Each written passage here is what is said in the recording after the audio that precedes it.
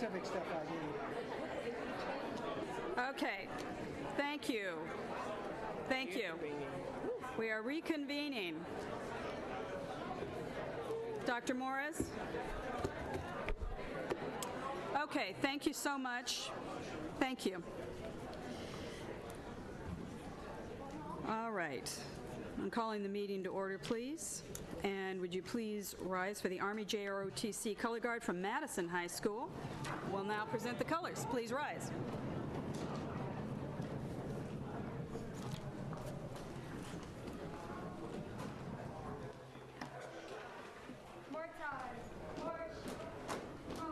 That's all right. Inward, face, order, colors, carry, colors, colors, salute. I pledge allegiance to the flag of the United States of America and to the republic for which it stands, one nation, under God, indivisible, with liberty and justice for all. Carry, colors, order, colors, right, face, trail, colors, forward, march.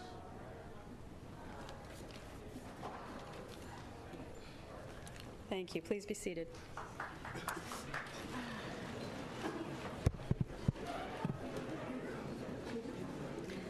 Okay, good afternoon and welcome.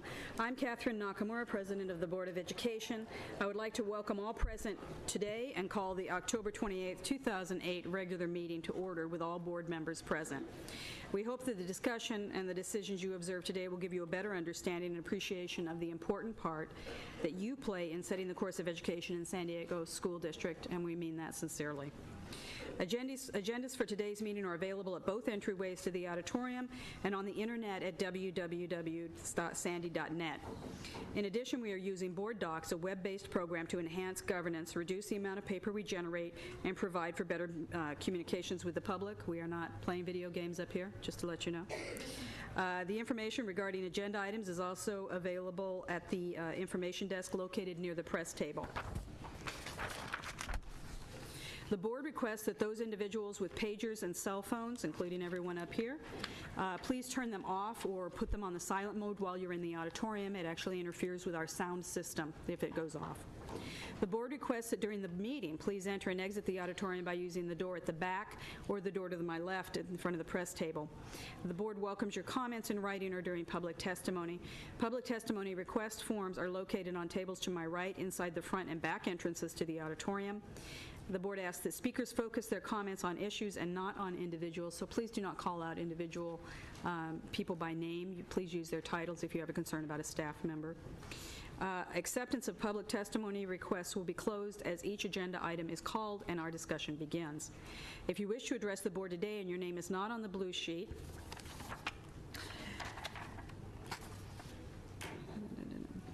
now here we go, I lost my place. And you have not already submitted a request for public testimony form, please complete the form and submit it to Ms. Viorato. Speakers on the agenda items will be called on to speak during the discussion of the agenda item. Agenda item testimony is limited to a maximum of 20 minutes per consent and/or action items, allowing for a maximum of 10 minutes per opposing viewpoint and a maximum of 3 minutes per speaker. Although if there's a large group that wants to speak to us, as you may have seen with the JROTC, we do try to limit the amount of time that you speak in order to hear everyone. No deferral of time is allowed. The board operates, non-agenda item testimony was heard at 3 o'clock and will also be heard at the end of the meeting. Testimony is limited to a maximum of 15 minutes per item and 3 minutes per speaker. Again, no deferral of time is allowed. The board operates under Robert's Rules of Order, which confer upon the governing body and the audience participation in the proceedings in a civil and courteous manner. Today's ASB student representatives are Mariah Santiago from Mira Mesa High School and Jose Gerardo. You're going to use your middle name, too? Bohorquez, who is our regular here and now has his own nameplate, from Kearney High School. Ms. Santiago, can you please tell us what's happening at your school? Well, as you heard, I am the ASB president of Mira Mesa High School. I'm also the secretary of the ASB Council here in San Diego.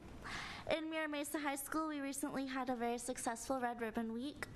Our Mira Mesa cross-country team is 4-0, and our next meeting is this Thursday with Kearney, so you're invited to come and support us if you'd like. We have several students on our ASB volunteering to be poll workers downtown to support Prop S. And Mira Mesa High School is in the top 3 of wintheultimateprom.com. Thank you. Mr. Bojorquez? Hello, everybody. My name is Jose Bojorquez, and I'm the president of the ASB Council, and I'm also Kearney's ASB president. At Kearney, right now, we're currently working on the Game of the Week since we got elected from KUSI News as Game of the Week, so we're pretty excited.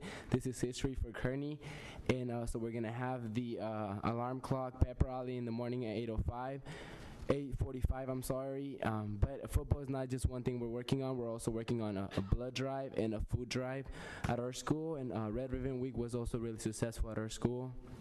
In the ASB Council, we are going to have our first Student Congress meeting on November 12th. So I would like to invite all of the board members, if you guys would like to come. You guys are welcome. And that's it. Thank you. Thank you. Okay, we have report on board closed session actions. Dr. Greer? Thank you. During closed session, the board elected Michael Barreau, Ann Manina, Maria Montgomery, Barry Powell, and Linda Williams as assistant principals, and elected Amy Sovakal from interim director of government relations to director of government relations, a 5-0 vote. Thank you. Okay, thank you. I need a motion to adopt the agenda. So moved. Second. Okay, please vote. And motion passes 5-0. Student instructional matters. The public hearing, consider the renewal of charter petition of Learning Choice Academy. Dr. Greer? Thank you, board members. As you know, one of the board's responsibilities is to review charter applications and to make a decision whether or not to grant those applications or whether or not to deny them. And we have before you here this evening a proposal to review this charter application and here to represent us in this issue tonight. I'm trying to look and see where Rich is. Is he here? Rich Cansdale? Rich Cansdale? No. If not, we have representatives from the charter that are available to answer any questions that board members might have. Okay, this is for information only and a public Right. hearing. So, board members, this is your opportunity to ask questions if you'd like. Does anyone have any questions at this time? It's just an acceptance of. I think it's simply yes. As it appears on my screen, it says that this is an action item as well as information, as well as public hearing. It's only Which is it? information. We do have one speaker. Okay, thank you. I apologize. I've got public information only. And where do you Just see? accepting it. We're only On the agenda type, on the screen on E. agenda action items, agenda type, action information, public hearing. Okay, So this is not an action item? I don't, no, it's not. That really should not have the word action on there. If you look under agenda type, the very first word is action. Mr. Ockley is correct. Action is information, not, okay. It should only say information at this time. We may need to take action on it later. But we do have, ladies and gentlemen, one speaker who I don't mean to ignore. Thank you very much. Kathy Bass.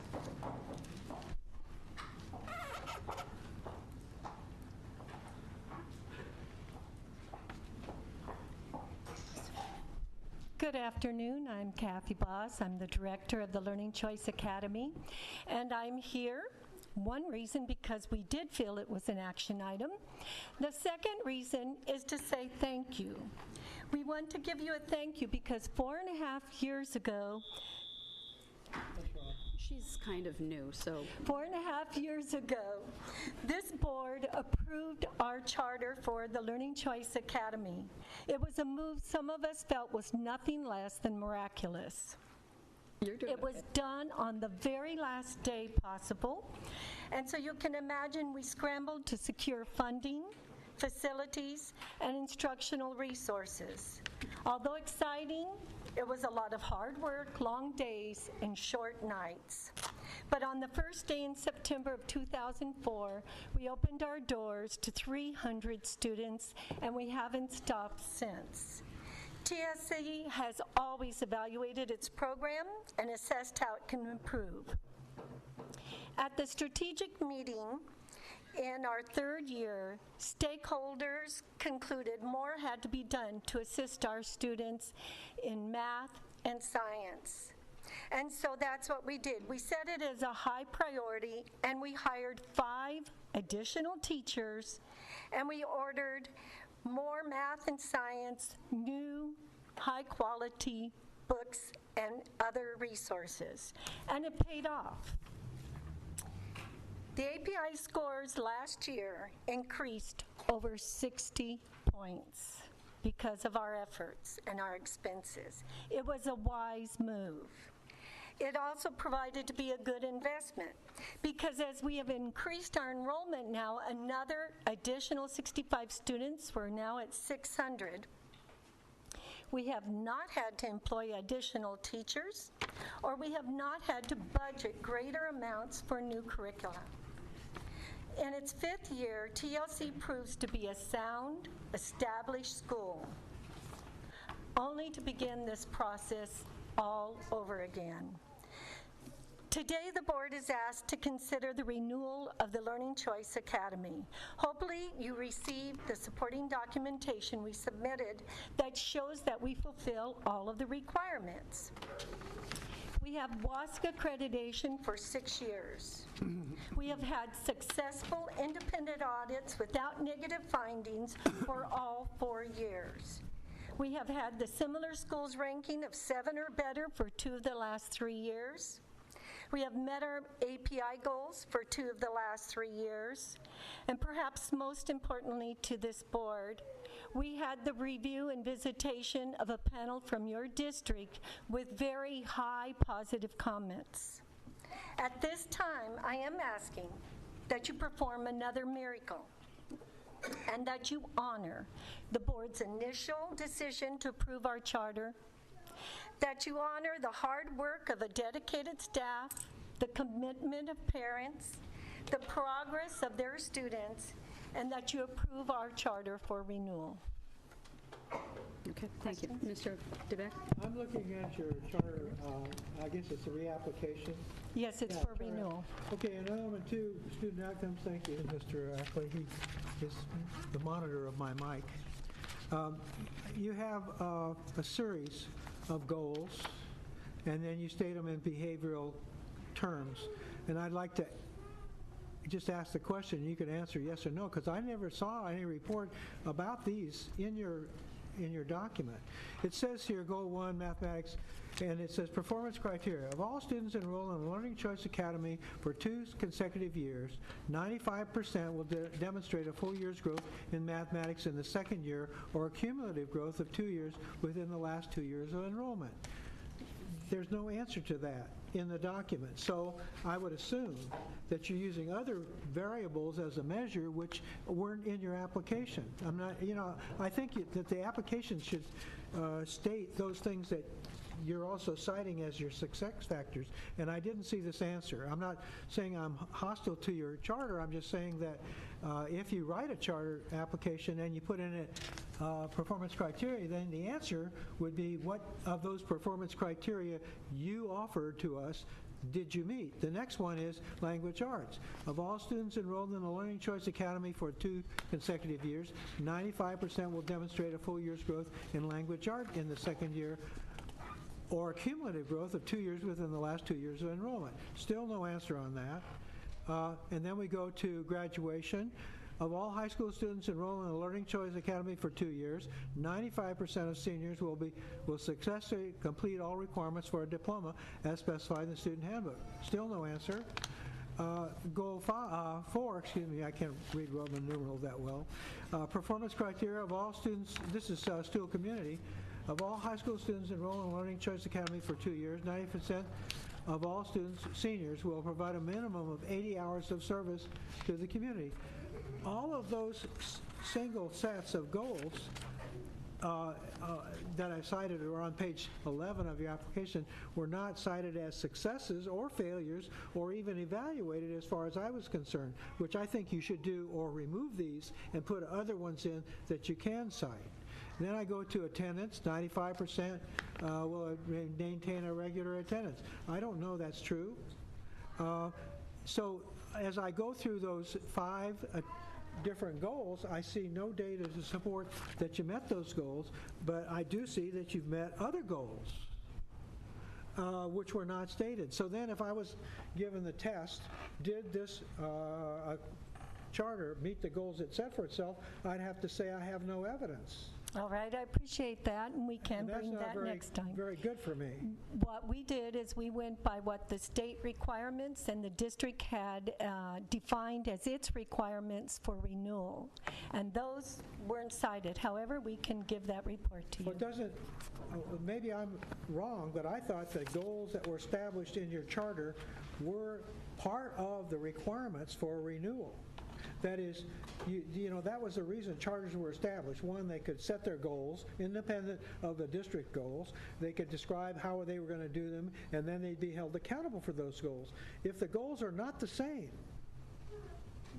as those stated, then how would I be able to judge whether you were an effective charter other than you're saying, well, we did good at attaboys on API, attaboys on whatever, and those aren't the stated goals that you had. Right. I would hope that by the next time, when this comes up for the final vote, which I think is going to happen next meeting, that you would have an answer to those, or that staff would know about your answers to those, so when they make a recommendation to us, that recommendation would say, of the 5 goals, they did 80%, 90%, 100%, or met them all, whatever, because it's not answered here.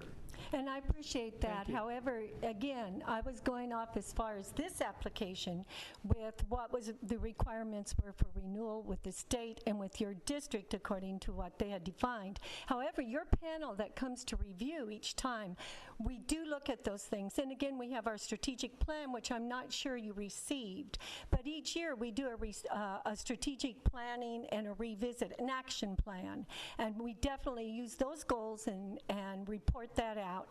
We'll be more than happy to provide that with you next time. Yeah, well, either that or we have to revise our questions, because if a charter comes to me brand new and says, I'm going to do certain things, then my answer would be, okay, if I'm going to renew your charter, I'd like to see you do those things or explain why you haven't. Thank you. Mrs. Lee? Yes, and when I read these documents, that's the same thing that I would like to echo about the missing elements on the charter, because charter school, in lieu of greater flexibility, is on 2 things. You know, that you have to show a better result for student achievement. And second, it's a well-run organization that you can balance your books and the kids are safe. So if you could if you could respond to those goals that was set when we approved this, then we also would like to know what's the result, because I'm very excited. You say 300 students, correct? Correct. And that's started in the last 4 years. Mm-hmm. Then that will be very, very interesting to know the demographics.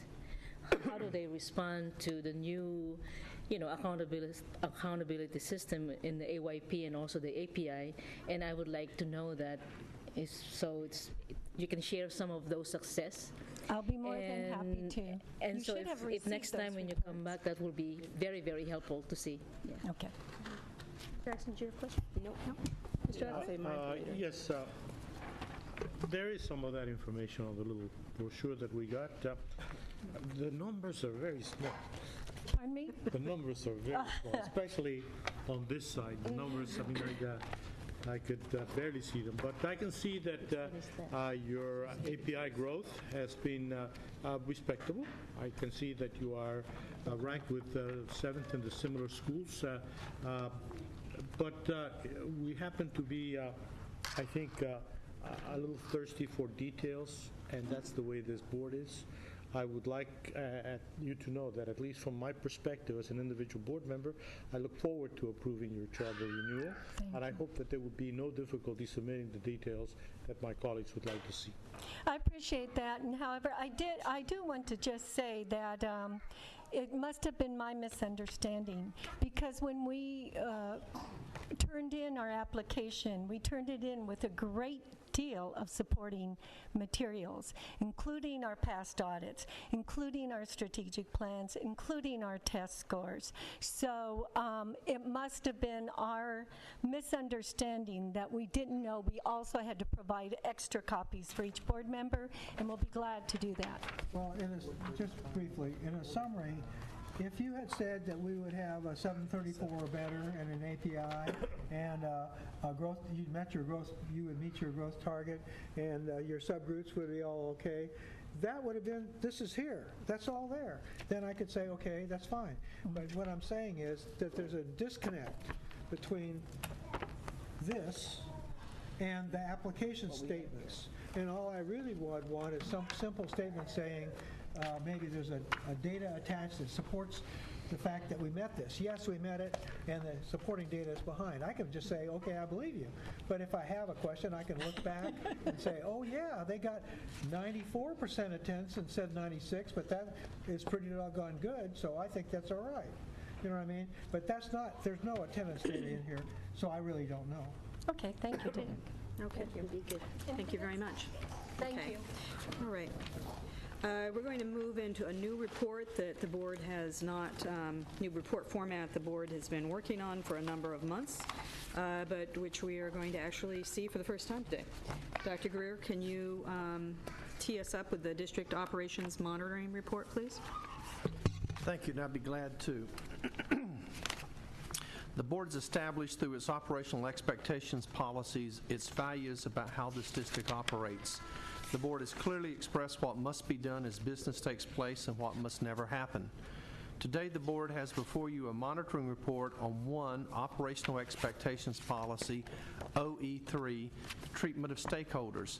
This report contains an interpretation of the board's language, a certification that we believe that we're in compliance, and monitoring data. I also would like to introduce to you this time John McRoby, our interim chief of staff, to summarize this report and conclusions, and then we would be glad to answer any questions you might have. I'm Joan McRoby. I'm interim chief of staff, and I just want to briefly go over the three parts of this policy. One is confidentiality. The second one is how we handle complaints and concerns. And the third one is how we go about building and promoting a culture that is both results-focused and values-driven. The first one is confidentiality. And the key point here is that we systematically and rigorously safeguard the confidentiality of both student data and employee personnel data. We do that in several ways. Almost all of the data is kept in electronic systems, and you have in your report a listing of all those systems and a description of the kinds, how they operate and the kinds of data that are in them. The key points here are that the access to all of those systems is limited.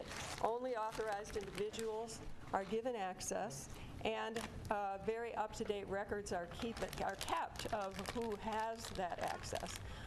In addition, we do have some hard copy documents, and those are kept in locked files in locked offices, and similarly, access is limited.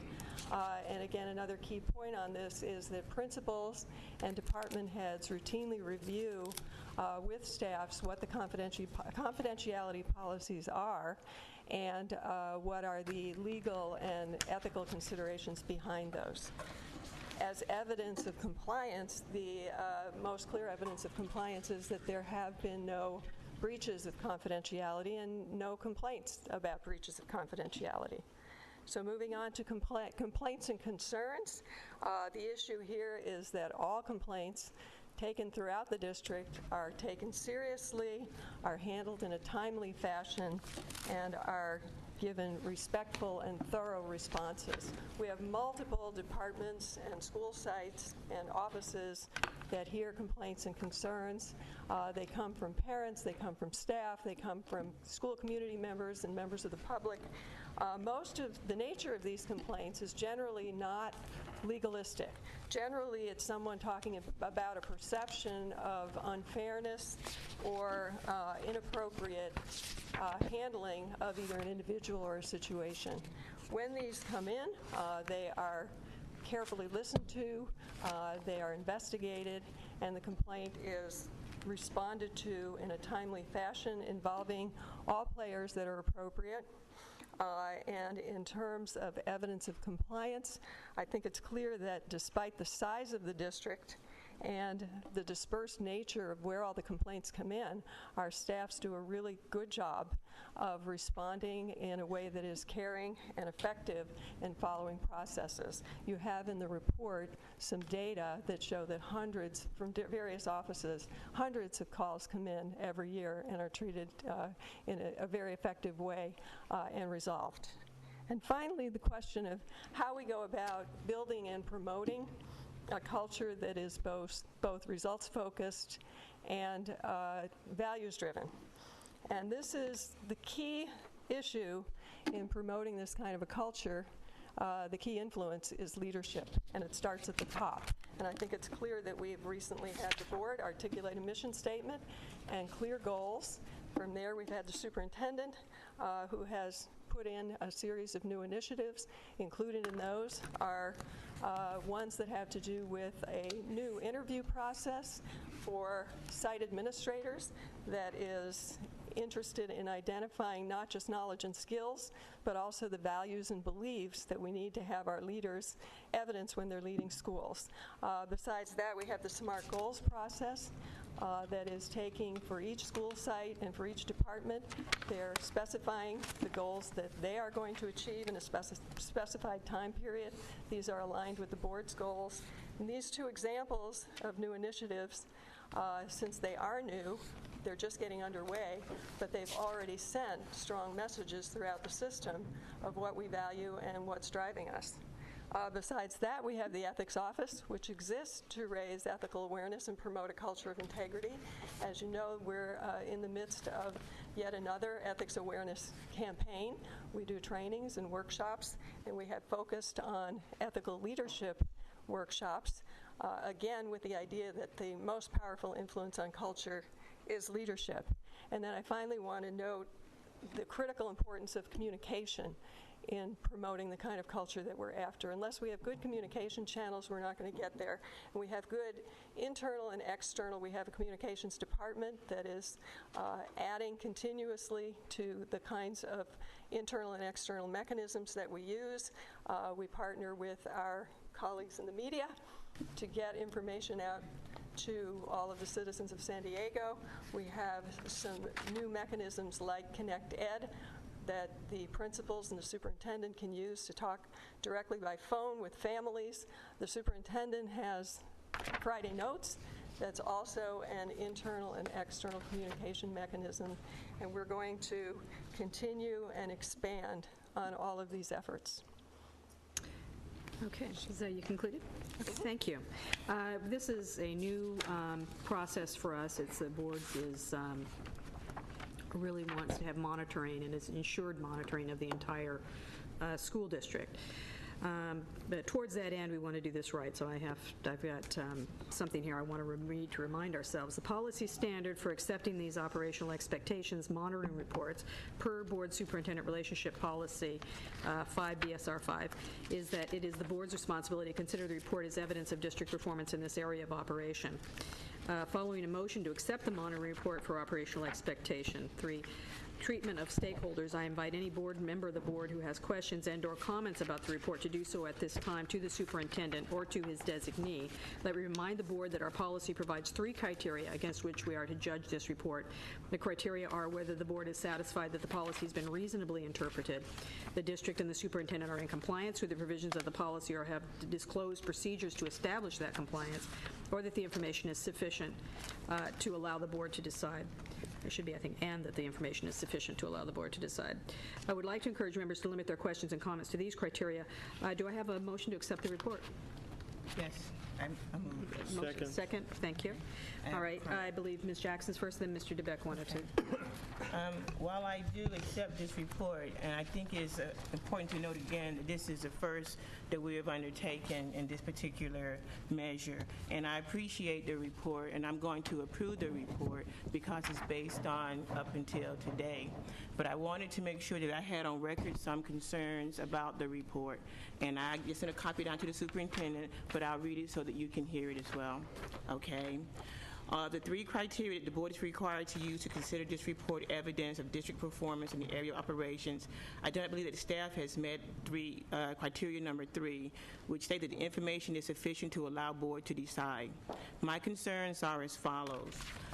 In item 3.1, manage information in such a way that a confidential information is protected.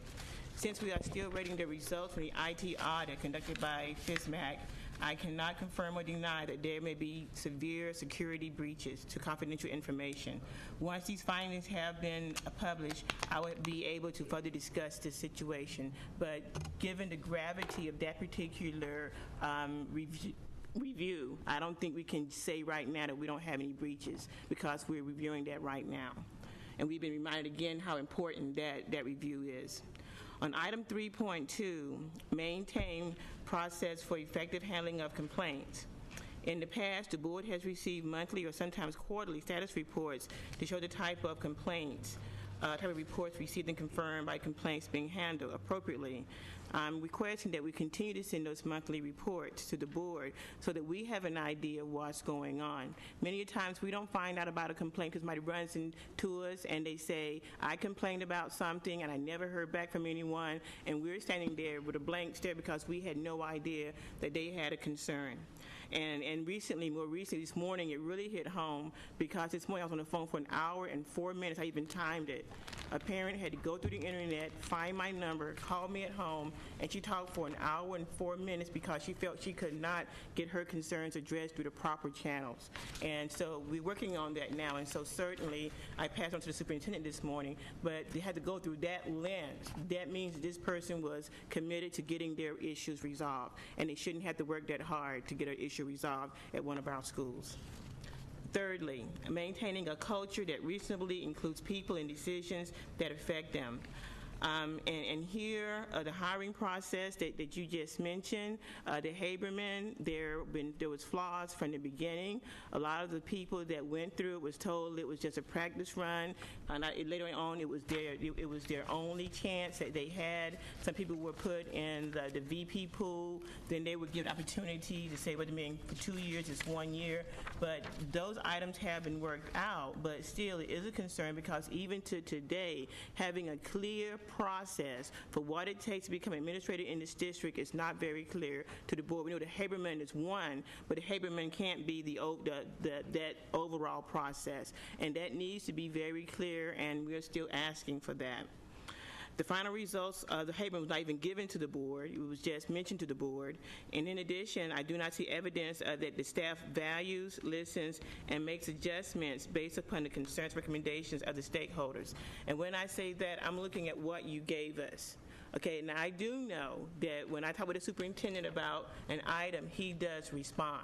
But if I'm just reading this as you gave it to us, I can't read in here where there's evidence that if someone says something and it's valued and it's shared and that we respond to it. And I think now we're going to respond even to public comments because before they came and they spoke and we didn't even respond to them. We just sat here quietly, but now we at least have letters going back out to them saying, thank you for coming to the board and sharing your concern. So those types of things need to be in here so that we know, so people that read this, that see this online, knows that we value people that come and speak to us and that we're willing. It's not going to always be what they want, but at least that we hear them and that we respond to them.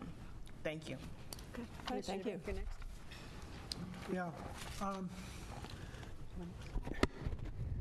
I was looking at the form. The first form on this thing is the monitoring form.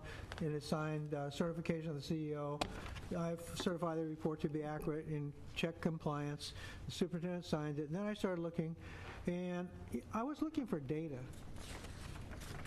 And, you know, in the summary statement, how many complaints did we receive and how many were answered? And were there any rebuttal comments? Or in the case of the idea of confidential information, I just saw one today that said a teacher had given out student information to another student's parent. Okay, so maybe one incident. I mean, there's no. This looks like there's nothing that happens that's ever come up in this whole arena, and that's not true. So in the summary statement, I would like to see something like, you know, of the 365 complaints received in the month of October, there were 22, except for 22, they were completely resolved with the agreement of the individuals, and I don't see that. We did. Maybe, well, I'm looking down here, treatment of stakeholders. There is compliance. That's the first page. Well, let's Dr. Boyer, can you clarify this? I'd be glad to. Well, the exhibit doesn't have it. If you go all the way down through there, you will find numbers in there in many places. But this is helpful to us. Again, this is the first time, as Ms. Jackson said, we're new at it, and we want to respond in a transparent, direct way. Quite frankly, we're already working on the next compliance issue for the next board meeting, and there's some things in that particular report that you will see, unless an awful lot changes in the next 3 weeks, there'll be some non-compliance. There just will be. We're new at this, and we're trying to get our house in order in terms of the way that you want business to be done. This is helpful. This will help us. We can go back and bring you that information, but our other reports, we will make sure that where we have data, it will be very clear. We may even have some attachments that we can add to this that can be helpful. Well, there's a lot of stuff here. I did see this. The 250 concerns and complaints been resolved successfully. What about the others? See, I mean, you don't have a number. We only had 250 you don't have a number saying, you know, how many complaints were there? 250 were resolved. If there were 1,000 complaints and 250 were resolved, then you're batting 25%. If there was only 250 and they were all resolved, you're batting 1,000. I don't know that. And so that's that's the kind of stuff. The boilerplate about Zangle and confidentiality and all that stuff, I think most of us know the fraud hotline exists, but what we want to know is how many fraud hotline calls were made and how many resulted in what. Well, that information is in there. And I don't want to know who. I don't want confidential information. Right. I want statistics. We had the data on the fraud hotline in there. Yeah, well, but does it say? Yes, but 222 investigations, 70 remain ongoing. But you know what? You have to read pretty carefully to find it. In the summary, it'd be kind of nice to have that in the summary up at the top, and then maybe footnote it to page 7, and I could look it up. Johnny wants to read Midnight Oil, you know. Well, you know, I admit I'm a skimmer, and I read pretty fast. But I got to tell you that having just gotten to San Diego yesterday from a conference, I didn't get a chance to read every dot and line and dot, and I think the summary statement motion to the board should have that information in it. Okay. I'm not objecting, I just think that it can get better. That's good thought. Well, and I'd like to add that when we were working on the new board user-friendly format, I mean, we all know there are different learners, and there are people that learn better from, they prefer to get their information out of a paragraph, and then there are the people that prefer graphs or charts or a more visual presentation. And the best way to get to everybody is make sure you've got both maybe next to it. I'd also personally like to see year-to-date, as we do with our comparisons, as we do in the when we're doing expulsions, when we talk, there's a form that we use actually where we track what type of offenses have been happening and what it is year to date, how we're doing, because otherwise I don't have anything to compare it to, And so I think you're getting a picture, right? Mm-hmm. All right. Cool. Mm-hmm. Okay, so does it, Mr. Ackley? Mrs. Lee? You have questions? So what you're asking us to do is to accept this, that you are in compliance, correct? Right. Yeah. That the policy has been reasonably interpreted, the district and the superintendents are in compliance with the provisions of the policy or has disclosed procedure to establish compliance. Yes, so I agree with all the concerns because I know we like details. We have to be comfortable to face and look the parents in the eye and to say, yeah, we are very, very receptive in all your complaints, so the complaints has been heard. would I be able to say that? Of course not. Because I know that when you say that there are 250 concerns of complaints or compliance, complaints being handled, what are those? And what are how many numbers that not being handled? 1,000, 2,000? I do know that we have one case right now when a parent has to resort to hiring a legal counsel so that the board can hear her complaint. That's a problem. Okay?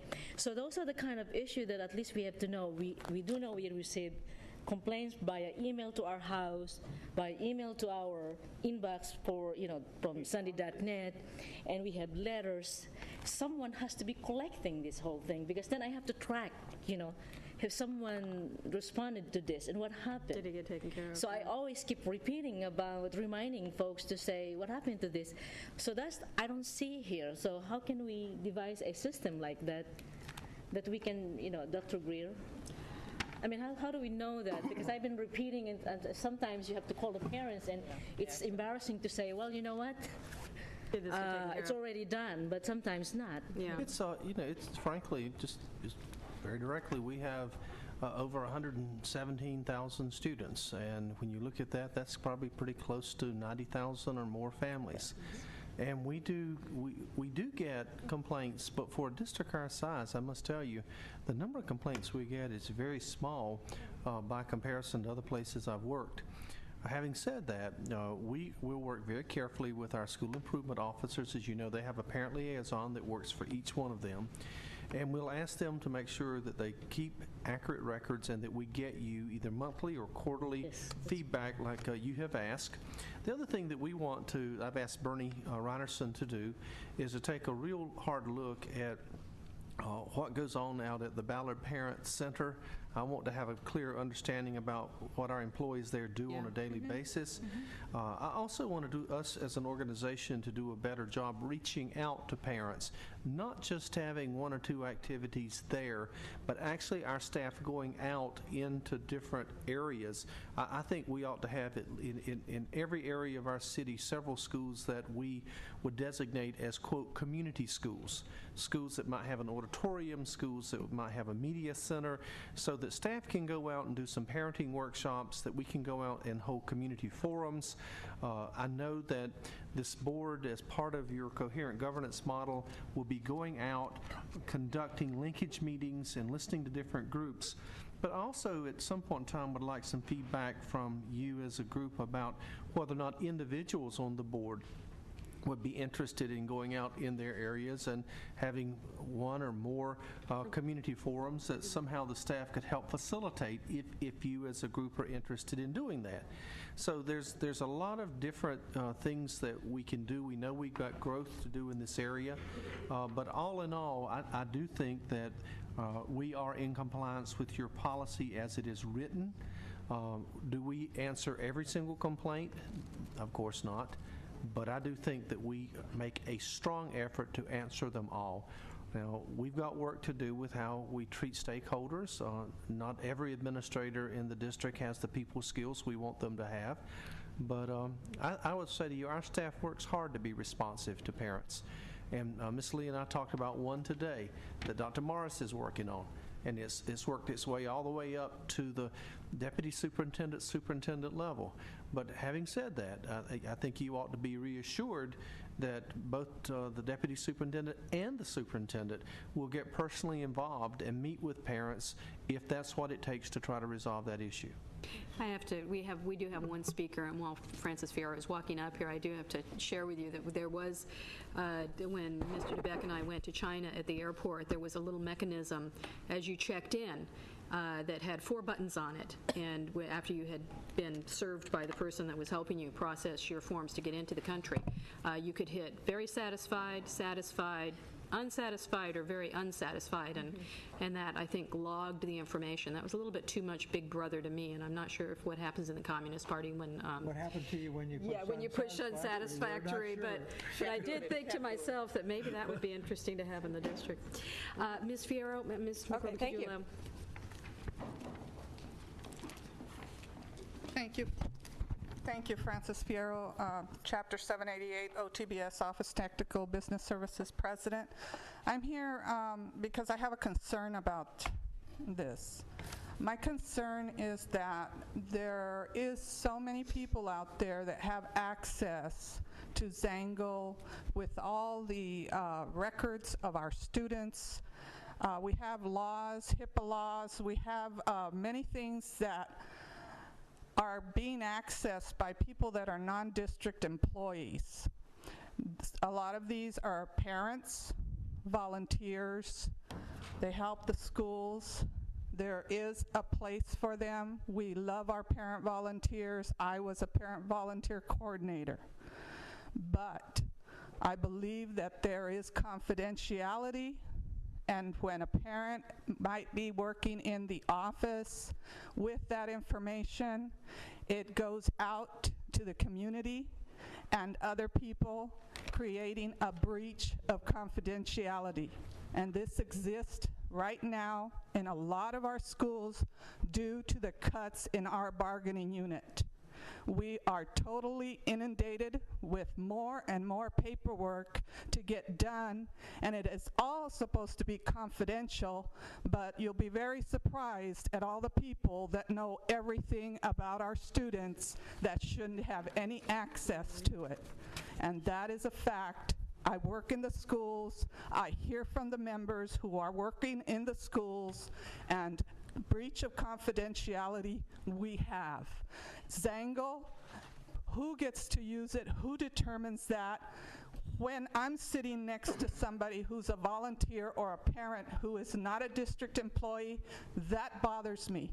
I don't know if it bothers you, but it bothers me. And as a parent of two boys that went through San Diego Unified School District, if I would have known that somebody else had information about my free and reduced lunch and about anything of that nature that was confidential to my family, I think I would have a big issue with it. So please, when you say that this is confidentiality and all that, make sure it's happening in the schools. Who's accountable? Thank you. Thank you. Okay, please vote. Wait a minute. Just a brief comment. Excuse me. I think that, I can't. Hold on. Mr. DeBeck? Okay. You know, when I said data, then I thought about the answer I got, and I also thought about what I read. And let's just imagine a situation where somebody wrote in a complaint, and the answer was, thank you for your concerns, and you send back a letter saying, I answered the complaint. Or would you ask the person that got that letter, not was it resolved? That would be a good answer, certainly. Was the answer unacceptable? Did you accept the answer? Did you understand the answer? In other words, there is a quality factor to complaints. I don't expect that a person's complaint is always going to be resolved to their satisfaction. The question is, do they understand the response they got? And sometimes I think that we are I've seen some of our letters. In fact, I got a couple of copies from parents, and it looks to me like they got really shined on about this, and it was like, okay, thanks a lot, we know you're concerned, but we're not changing, good luck, and you know, write us again sometime. And that doesn't get there. That just doesn't get there for me, and I've seen these letters, copies of them, and I've seen the original complaints, and I find a total mismatch. Confidentiality is one thing, and saying something's resolved is another. Well, you can resolve something that's a personnel matter by telling them that it was a personnel matter and you're not going to reveal, but that there was something that happened, but not that it's a personnel matter and we're not telling you anything. So I gotta say, the quality of the disposition of these comments, the quality of the complaint answer is important to me. It's not just did they get answered. Sure, I could do that with a robophone. That doesn't mean there's any personal contact or understanding of the real issues that they're presenting. That's a value. That's a value I hold, and I will continue. When I get the second complaint, I usually follow up with a little more individual inspection, and people know that. But that doesn't mean I'm going to reveal anything. I'm just going to be either personally satisfied or something else. But that's what this is about. This is not about, did you just handle the volume of complaints? It is, what was the quality of the services that you provided to the people who had enough courage to ask the question? I didn't say that I wasn't unhappy when I got to China, because I thought of what the consequences might be. And so I got a fairly good hotel room, I got reasonably good treatment, but if I had said I'd been dissatisfied, I could have been shuttled off somewhere and I didn't want to play that game. Well, we got the same issues, and we need to think about them. Dr. Greer, Ms. Jackson would like to speak before you do. My understanding is that we will review this again in January. I think that's what I was explaining today, that we will review all of them again in January. Is that true? They will, as my understanding, and we can talk to folks about this, but my understanding is this comes to you. I thought it came to you once a year. It was once a year. I think we could agree that it could come back in 6 months if we wanted it to. That's right. One of the things that Mr. DeBeck was talking about, for example, that you're talking about in terms of quality of response, quite frankly, we would have to do some staff training for our administrators to make sure that they understand this. Because, quite frankly, I think we get very overworked and very busy sometime, and if we think that we're not going to change, we don't take time to explain the why. And often with parents, if they don't get their way, if at least they understand the why, they feel like they've been listened to and treated fairly. And I agree that sometimes you can certainly respond to say that this is a personnel issue. I can't go into detail. I would like to assure you that I believe that appropriate steps have been taken. And you can leave it at that without going into the detail of and violating people's privacy rights. What we're revisiting in January is the board governance policy as a whole and what the criteria and the standards are that we're setting. But these reports are actually once a year. If you look at the calendar inside of the report, right? You know, we did that. So, and those are starting to be developed and will be going on throughout the year. But the plan is at this point that we would revisit it within a year. But listening to the board, I'm not sure. Maybe we want to revisit this in another 6 months. I mean, this is the very first one. It's only been a couple of months. The other piece of this also is I think that as we are new in this, that we also have to recognize that this was the staff's first attempt to interpret what you were saying. As we hear you engage in these dialogues, we'll modify our interpretation to include the things to reflect in the future to make sure that we are including in the monitoring reports the things that are near and dear to you. As we should. Yeah. Okay. Well, as it stands right now, I understand that they've had this policy to work with for about a month, which is where we're at with this. Again, I'd like to amend the motion that we approve it and ask for a return visit on this sometime after June of the coming year. So moved. Second. Okay. I second that. Okay. All right. So that's the motion that's on the table. And now we get to vote? Yes, please. All right. Modified motion. Mr. Oakley, did you capture the modified motion? Are you okay with that? Yes. All right. Okay. That passes 5-0. With the board will revisit that again in June with some of the changes in place. This is something we're all very concerned about, and we want to make sure our constituents are treated correctly. The next item is the board consent agenda, where we'll have the approval of the minutes for the series of special meetings, item G01. What is it?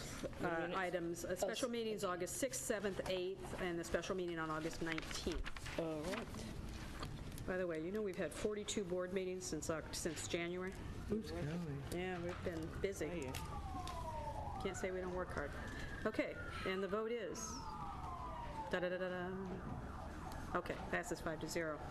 Okay, the next is the superintendent's consent agenda, and we're sort of reorganizing this a little bit better in the interest of doing this better. Action of the Board of Education on Section H, the superintendent's consent agenda. At this point in the agenda means that all items appearing in Section H are adopted by a single motion unless a member of the board or the superintendent requests that any such item be removed from the consent agenda and voted upon separately. Generally, consent agenda items are matters which members of the board and the superintendent concur are routine in nature and should be acted upon in one motion to conserve time and permit focus on other than routine matters on this agenda. In addition to items H18 and H39, which was withdrawn by staff, are there any other changes to the consent agenda, Ms. Fiorato? So do we pull out? Has anyone, approval. does, Well, I want to put item do you want to, okay, you need H37 and H38. H38's been, okay, H37 and H38. And we had speakers on H39. Okay, the speakers can, I believe, after, since it's no longer on the agenda, we'll have them, we'll listen to them in the non-agenda portion of the item. Okay, okay, now that we have pulled these items So move from for the rest board, of it. hold on, we have requests for public testimony on consent items, on a number of consent items. And we're going to call the speakers forward, and each speaker can, let me see, can speak to their particular consent items. We're not going to group them. They're going to be called in order. Madam President? Yes, Mr. May we please vote approval of the remaining items that have not been pulled out? Yeah, Yes. Move approval. second. Okay. Please vote. Those items are approved. So including, 5-0. including the items that people are going to speak Oh, well, to. wait a minute. Yeah, you know what? That gets us out of order. No. Items that are pulled and items that are, that have witnesses are. You know, you messed up my choreography here. We shouldn't It's have okay. voted. No, it's okay, because we Well, they've moved got on. items that people want to speak to. We should not have voted on them until we've heard them. We voted, well, yes, we did, because we've got item H03, H39, H39, H39, a number of people. Item H39, you pulled them. But I didn't. Well, then I should have verbalized what those things are, because you don't know what they are. Did we Anyway, vote? we did. We voted on the ones. that- We're going to take that back and re-vote after we hear everyone, okay? All right, just to do this the correct way. You're messing me up, Mr. Hockley. Tyler Kramer, followed by Ginger Hovanak, followed by Cecil Stepp, please. Oh, no. Although I'm only seeing Mr. Kramer here. I think someone said Ms. Hovanek was ill. And Mr. Stepp? I don't know. Thank you, Madam President. Was Cecil? No, Cecil is not. I don't Okay, see him. so, Mr. Kramer? Okay, Cecil could not attend. And thank you, Madam President. Thank you, members of the board. Thank you, Superintendent Greer. My name is Tyler Kramer, 1032 Barcelona Drive, San Diego, California. As you know, or maybe, because I know many of you, I am an appointee to the California Longitudinal Pupil Achievement Data System Board, which is responsible for the CalPADS advisory services to the State Superintendent of Instructions. Dr. Hovanek, who is going to be here today and regrets not being here, is a vice president with Alliant International University, and she sits on the Public Schools Accountability Act Advisory Board as well. We were together in 1998 when we brought SAS to this school, to the school district, and recommended that you strongly consider the services that they have to offer in the value-added assessment field. At that time, I was the chair of the roundtable, and Dr. Hovanek, as I mentioned, was the executive director. The accountability systems that we saw at SAS was a product of about, at that time, about 6 years of research into accountability systems that we had looked at, and including the Tennessee Value-Added Assessment System, which Dr. Sanders is so known for. I understand all of you, or most of you, were in attendance when Dr. Sanders was here with Dr. Rivers, who explained the system in rather detail. We thought it was a good system then. We think it's a better system today. And I want to strongly recommend that you give it strong consideration, and we would like to obviously see its adoption. Last but not least, I think the important part, one of the things that you may want to know from the business community, which I represent, is that the SAS is the largest privately held software company in the world. It currently serves 91 out of the top 100 Fortune 500 companies. It does so. It is the leading vendor in business analytics software that there is, and services. It does so because it helps these businesses become more efficient and more effective at the services that they deliver to their customers. See my yellow lights on. Thank you very much. Thank you, Mr. Chairman. Elaine Sabetti. Mrs. this on the same item? No, this is where the new system is that the speakers get to come out here and talk about all of the consent items. Hi, I'm Elaine Sabetti representing CSEA OTBS. I want to speak about item H03. I see these sorts of things on the agenda at nearly every school board meeting. Eliminate this title, create that one, always for some sort of raise for the person or persons doing this particular work. It's a nice way to give a raise to a chosen few managers or supervisors. But I want to ask, how can we give out any raises to anyone, however deserving they may be? How? When we know that you have said that we are facing mid-year cuts of our hardworking classified staff? How? When some of our folks are still bumping around the district, some are still looking for full-time work, some are still trying to find affordable health care because of cuts that you've already made. It's patently unfair to give raises to those chosen few at the expense of us all. We all deserve the time to complete our work. We all deserve adequate staffing to enable us to complete that work without endangering our health. And we all deserve compensation for doing that work that's fair. CSEA, Office Technical Business Services, would like to see an end to the practice of abolishing a job title and creating a new one solely for the purpose of giving an off-schedule raise. Thank you. Thank you. Okay, the items that were removed from the agenda for today are items H18 and H39. Speakers that wish to speak to that may do so on the non-public section of the agenda. We have 3 items that have been pulled for separate vote, but may I first have a vote on the remaining portions of the agenda item? Does this motion include? We already did that. Okay, so everybody's happy with that vote? Item H37, is that where are we going now? Okay, you guys just, hold on. Yeah, We did a motion. Did anybody have any problems with the vote before, based on public testimony? No? Okay, then we can let that vote stand. Okay. All right. So the next item to vote on is item item H37. Whoa. We haven't voted on all the items as a whole. Well, I just asked all of you if you want to change your vote on that. We did vote Was on it all the unanimous? items. Yes, it was. All right, so now then, the item... Now, Item H37. Item I pulled it, H37, you did. And But there's no comment been heard yet. Yours is coming, right? Mine is the comment. All right, let's go. And my comment is that I cannot support this because this is Haberman for the teacher star selection. And I am concerned that the first part of Haberman was not implemented correctly. I am concerned about who will be trained. I am also concerned about it's the teacher selection to what? Because I thought teachers were hired through HR. And does this mean when a teacher comes to the district that they do the Haberman and then they either accepted by the district before they even assign to any schools? So I'm not clear about what this process means for hiring and dealing, hiring and selecting teachers. Okay. Any other comments? Dr. Greer? Comment to that. Yeah. Dr. Greer? I understand your point, and I agree with that. You have to know at what point the Haberman interview is a part of the selection process of a teacher. If, for example, they apply to the district and then they get hired without Haberman, then the personnel department really has only just said, I hire you, period. Hardestaff would be an example. I'm trying to figure out the process. So then, if everybody that is an applicant for a job in the district has to undergo a Haberman, that's another problem because there'll be some people that we can't do that because they're remote or not available to us. So I think we need to see how this will happen.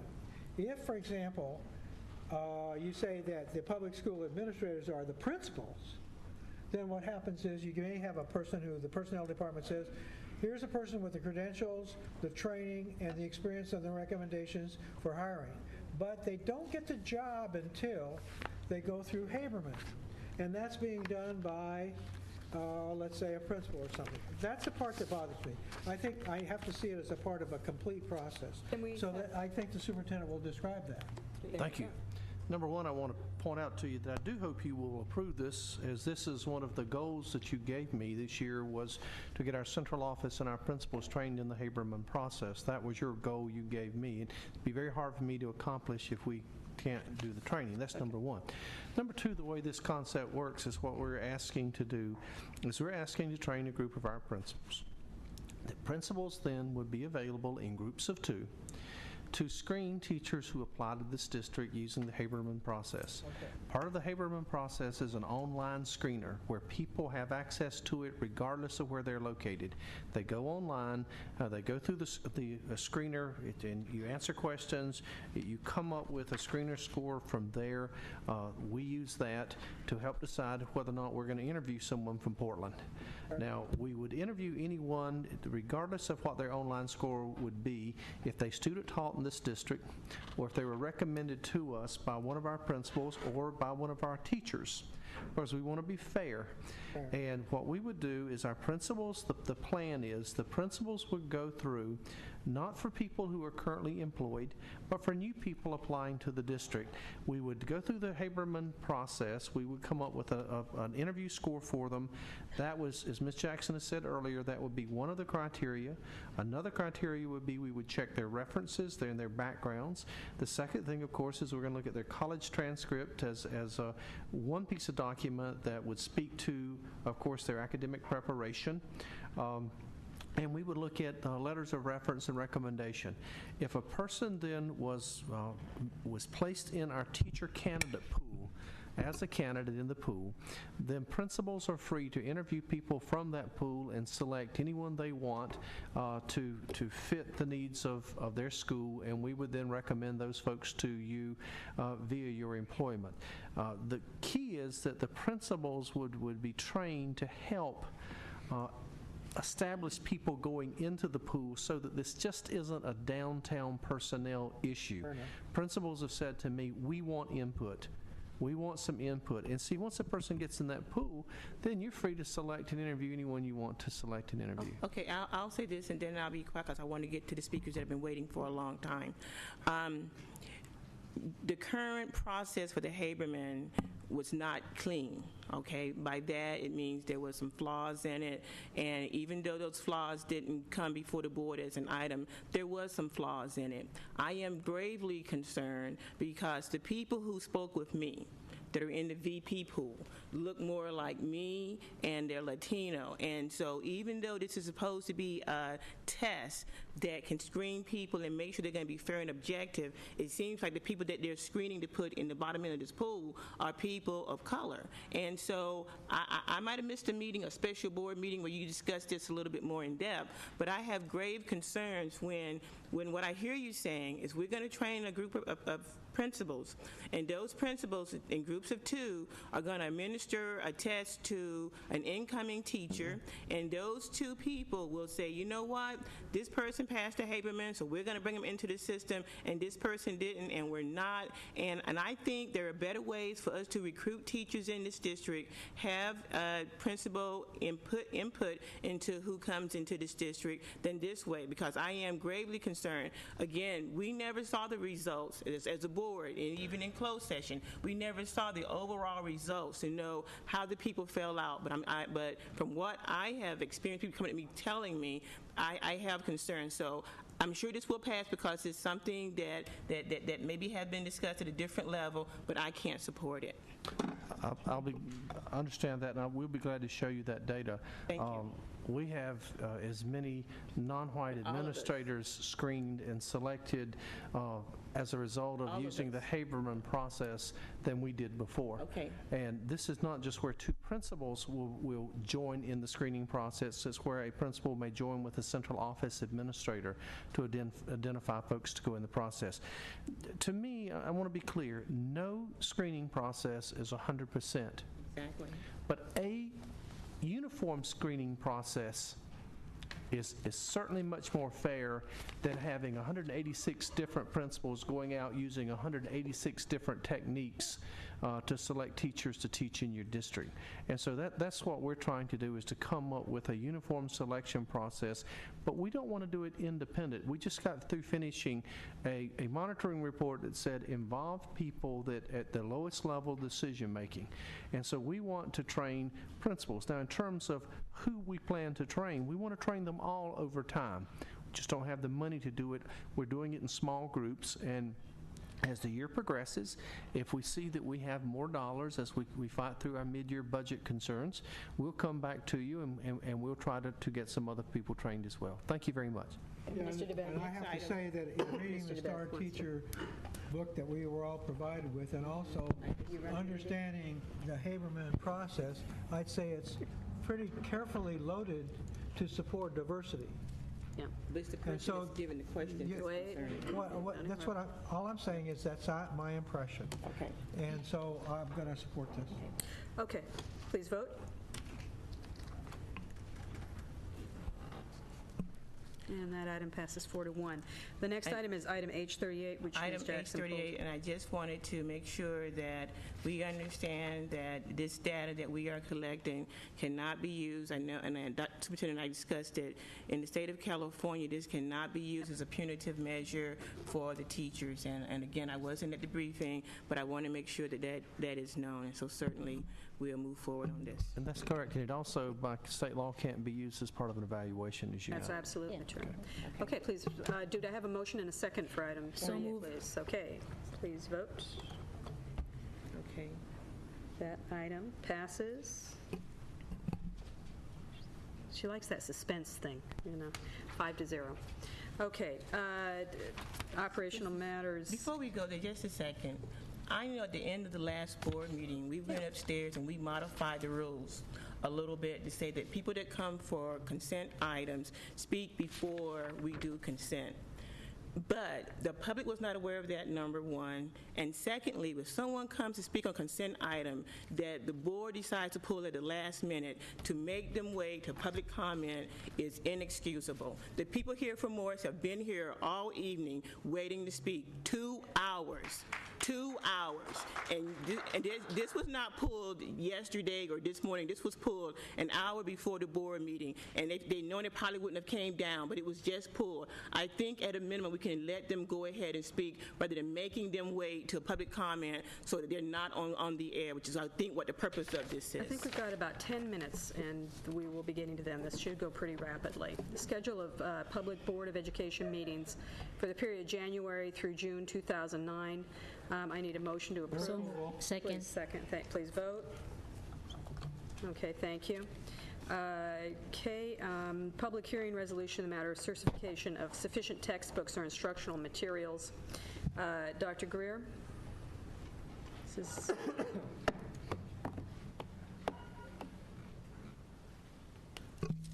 Thank you.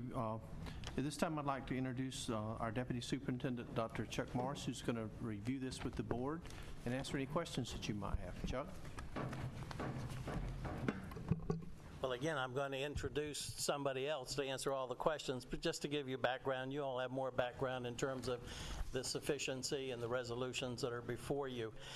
Just a little background, though, to let you know what we did a little differently. Denise Hankins, who is the person who is responsible for the sufficiency issues, this year we actually formed teams, and all of us went out to those schools that were going to be audited by the Williams committees. And I will say to you, because of her work and because of the work of those teams, and those teams, I want to say, came across the entire district. They came from operations, instruction. 100% of our schools were found to be 100% in compliance with the Williams Act. But you have before you the resolution for the certification of sufficient textbooks and instructional materials. We're asking for that approval, and Denise will be glad to answer any questions that you might have. okay. May I have a motion and a second? I move approval. A second. Okay, and any questions Just from a comment, board members? please. Ms. Jackson, go ahead. I know every year I say I'm not going to approve this because I don't think that due diligence has been done, because usually the day either before this or the day of this I get phone calls saying my child doesn't have a book. So I'm happy to say this year I have not received any phone calls about books, so I will approve this. Oh my gosh, it's the first time Wow, in 4 we'll years. take that one. Yeah, no kidding, all right. And I didn't call Ms. them Vera? tomorrow, but I'll be back to see you. Let me know. Okay. Passes 5-0 for the first time in 4 years. Okay.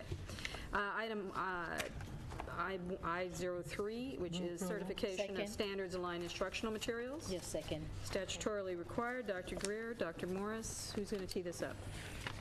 Again, I'm asking for approval of this resolution.